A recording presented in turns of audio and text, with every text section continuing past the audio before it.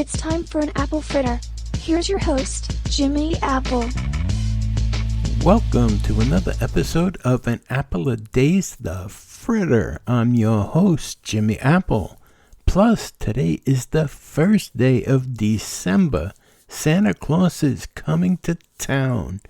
Today we're talking about your gallbladder. What is your gallbladder? We're about to find out. What is your gallbladder? Your gallbladder is part of your digestive system. Its main function is to store bile. Bile helps your digestive system break down fats. Bile is a mixture of mainly cholesterol, bilirubin, and bile salts. Your gallbladder is connected to other parts of your digestive system through a series of bile ducts called the biliary tract.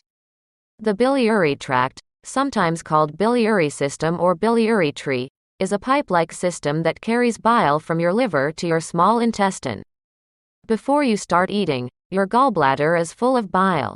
When you start eating, your gallbladder receives signals to contract and squeeze the stored bile through the biliary tract. The bile eventually finds its way to your largest bile duct, the common bile duct.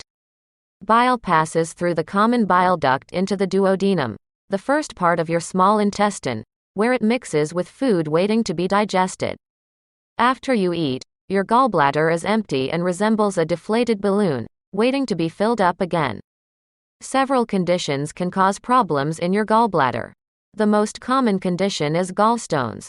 Gallstones are typically harmless but can sometimes lead to disease states. Gallbladder issues include gallstones.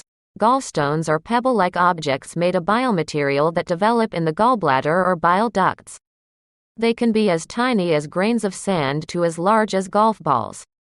They're usually harmless but can cause pain, nausea, or inflammation. Cholecystitis. Cholecystitis is inflammation of your gallbladder. It can occur when a gallstone blocks bile from exiting your gallbladder. Cholecystitis causes fever and pain and usually requires surgery. Gallstone pancreatitis. Gallstone pancreatitis is inflammation of your pancreas.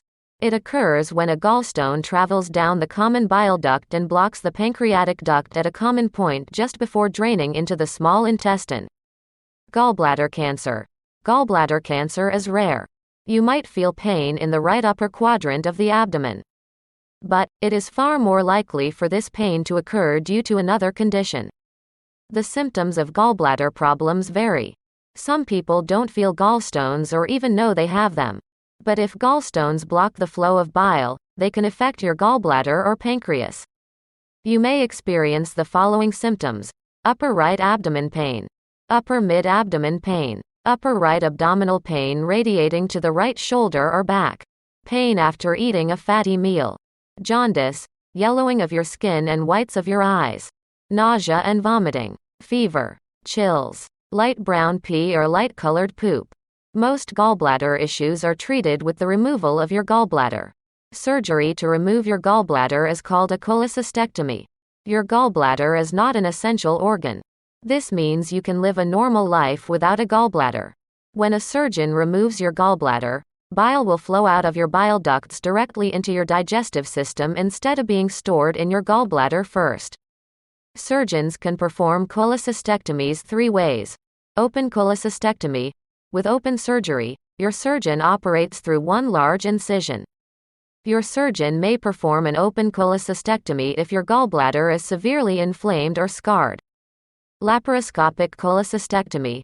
With laparoscopic surgery, your surgeon operates through a few small incisions. Laparoscopic surgery generally leads to a faster recovery, less pain, and smaller scars. In most cases, cholecystectomies will be performed laparoscopically. Robotic cholecystectomy. This is a more recent method and is available in a small number of centers. People who are overweight, especially women, are more likely to develop gallstones. This is because people who are overweight may have more cholesterol in their bile. More cholesterol in your bile can cause gallstones. People who are overweight may also have bigger gallbladders that don't work as well. Losing weight too quickly may raise your chances of forming gallstones as well. But slowly losing weight may help you prevent them. Your gallbladder was not essential, but it did help you digest fatty foods. Immediately after gallbladder removal, you'll want to avoid fried and greasy foods.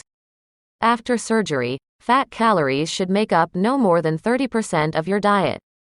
Take your time reintroducing high-fiber foods such as whole grains, nuts, seeds and vegetables. They may cause severe bloating and gas if you eat them too quickly.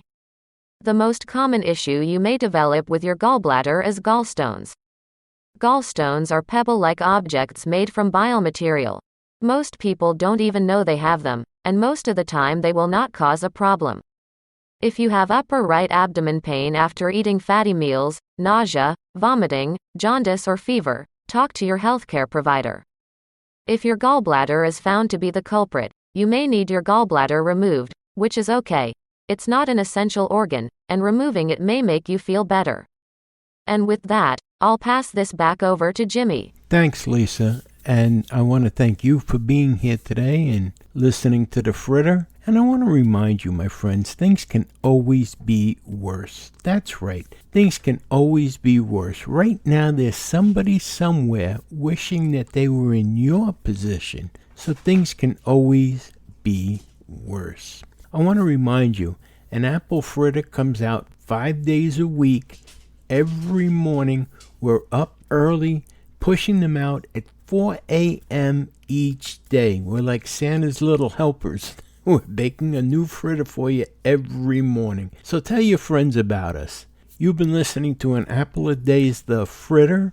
My name is Jimmy Apple. I'll be talking to you again tomorrow. Have a great day, my friends. Join Jimmy tomorrow for another apple fritter. In the meantime, stop over at our YouTube group page, Living with a Disability, join in the conversation and make some new friends. See you next time.